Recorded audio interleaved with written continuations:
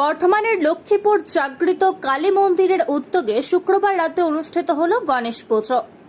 এই দিনের এই গণেশ পুজো উদ্বোধনে উপস্থিত ছিলেন বিধায়ক খোকন দাস সহ অন্যান্য ব্যক্তিত্বরা। এই পুজো 30 থেকে 35 বছর ধরে হয়ে আসছে বলে জানান এই পুজোর উদ্যোক্তা রাজু মিশ্র। প্রতি বছরই মহা ধুমধাম সহকারে চলে এই পুজো।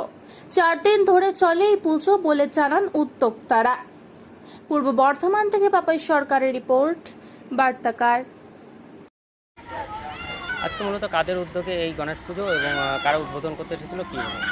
আজকে মূলত এটা লক্ষ্মীপুর জাগৃত কালিকা মন্দিরের উদ্যোগে, লক্ষ্মীপুর মাঠ জাগৃত কালিকা মন্দিরের উদ্যোগে এইখানে গণেশ পুজো করা হলো। এটা দীর্ঘদিনকার গণেশ পুজো। এইখানে উপস্থিত ছিলেন আমাদের বর্ধমান দক্ষিণের বিধায়ক মাননীয় খোকন দাস মহাশয় এবং কাউন্সিলর ইন্তেকার আলম এবং বিশিষ্ট সমাজসেবীগণ উপস্থিত ছিলেন।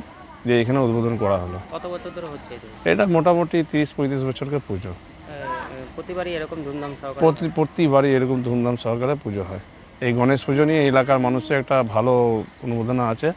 মানুষ এখানে খুব খুশি দিয়ে এখানে পুজোটাই করে। কদিন ধরে চলে এই পুজোটা মোটামুটি 4 দিন চলবে। লাস্টের দিন কোনো ভোগ বিতরণের ব্যবস্থা? লাস্টের দিন ভোগ বিতরণ নেই, এমনি নানা রকমের সাংস্কৃতিক অনুষ্ঠান বগেরা হবে, এরকম হয়। আপনার নাম আর পরিচয়? আমার নাম রাজু মিশ্র।